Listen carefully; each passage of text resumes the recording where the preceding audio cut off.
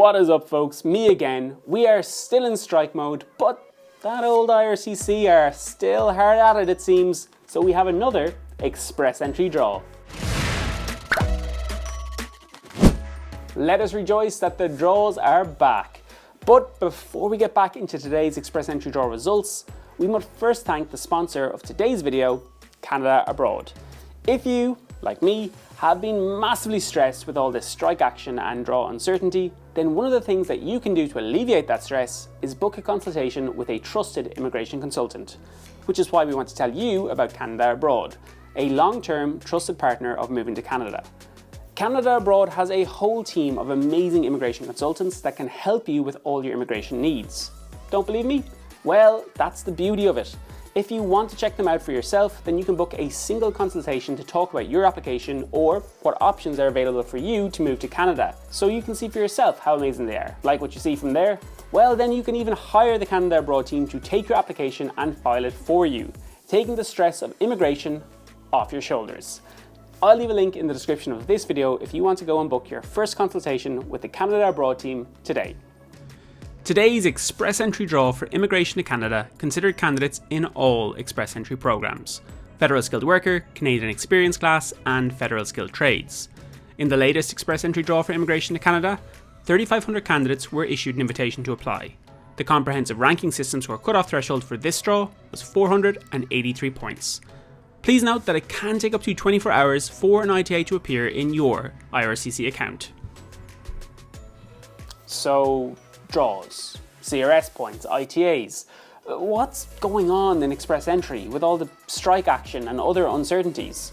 Remember, we're still being told that targeted express entry draws are going to be a thing. Well, unfortunately, the strike action has caused some delays in the processing of applications and also meant the number of people entering the pools has increased as online applications were still being accepted. This means that we expect to see CRS score cutoffs to be on the higher end once again. Which is why we want to talk to you about something today that we don't think is very well understood. LMIAs. It's a phrase you've probably heard about a lot when applying for any work permit or visa to Canada. And we wanted to show you how an LMIA can help you secure your status in Canada and make you more competitive for express entry, potentially. Firstly, an LMIA or Labour Market Impact Assessment is not a visa or work permit. This is the first common mistake people make. It is, as the name suggests, an assessment of the labour market that can help you receive a work permit linked to a specific employer, which is also a rather large caveat of this whole thing. Essentially, an LMIA is a document that an employer in Canada may need to get before hiring a foreign worker. So, you as an individual can't actually apply for one yourself. A positive LMIA will show that there is a need for a foreign worker to fill the job. It will also show that no Canadian worker or permanent resident is available to do the job.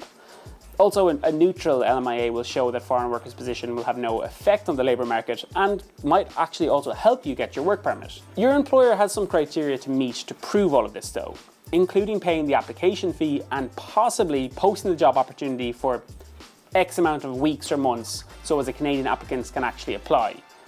If an employer gets the LMIA, the worker, that's you, can then apply for a work permit, because that is actually what you will be getting to have legal status in Canada, a work permit.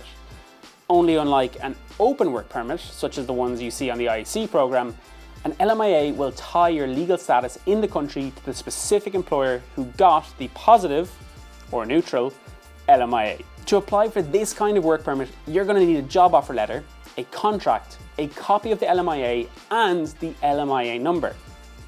And that's it. Then you're sorted. You can work in Canada and all is great. Right? Well, not quite.